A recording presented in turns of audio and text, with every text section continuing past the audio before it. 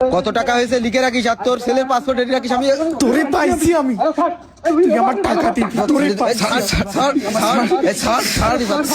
রিফাত, খবরদার, ছেড়ে দে ওরা, ছেড়ে দে।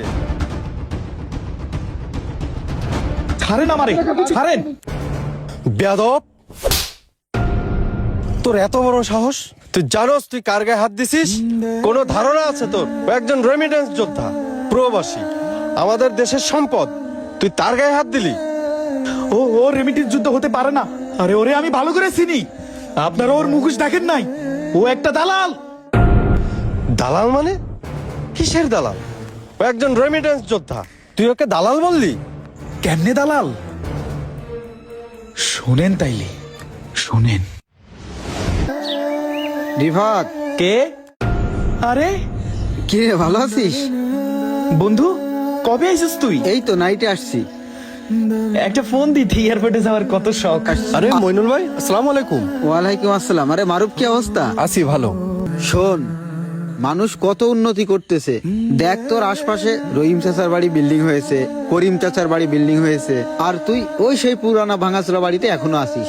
তোর তো কোনো চিন্তা নেই, আমি আসি, ভরসা করতে পারিস। তুই না গেলে তোর ছোট ভাইকে বলিস, আমি নিয়ে যাব। তোর ছোট ভাই তো আমারও ছোট ভাই নাকি? তোর কোনো উন্নতি নাই, তোর ছোট ভাই কত বড় হয়ে গেছে, তারও তো একটা ভবিষ্যৎ আছে। বলি কি ভাই, শোন, তুই যদি যেতে চাস আমারে বলিস। আমার সুমিন্দির জন্য ভালো একটা ভিসা আছে, ওইটা আমি তোরে দিব।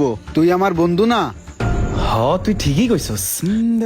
রহিম চাচার পোলা রাজু বিদেশে গিয়া 7-8 মাসের ভিতরেই বিল্ডিং করছে।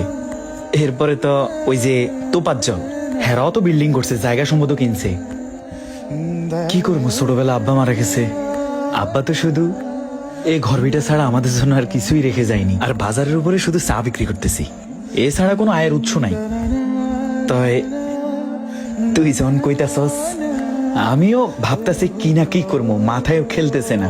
তো ছোট ভাই না, আমি ওরে মানুষের মতন মানুষ করবো। আমি চাই না ও আমার মতন কষ্ট করুক। তুই আমার জন্য একটা ভালো বিষয় দেখ, আমার অনেক উপকার হবে। শোন, আমি তোর এই কথাটা অনেক আগেই বুঝাতে চেয়েছিলাম, কিন্তু কে শুনে কার কথা। আমার সুমন্দির জন্য ভালো একটা ভিসা আছে, ওইটা আমি তোরে দিব। 7 মাস 8 মাস না, অল্প সময়ের ভিতরে তোরে আমি নিয়ে যাব। আমি করছি, তোর এই জায়গায় বিল্ডিং হবে, তোর এই ভাঙাচোরা বাড়ি আর থাকবে না। আর বাজারে কিসের ব্যবসা করিস? ধর মিয়া, একটা কথা বলি ভাই, সিদ্ধান্ত নে, এখনো সময় আছে। প্রবাসের টাকা, এই দেশে থেকে কোনো ফায়দা নেই। ব্যবসা করবি, লাভ নেই। চাকরি করবি, ভাত নেই। প্রবাসে যা, তোর অবস্থা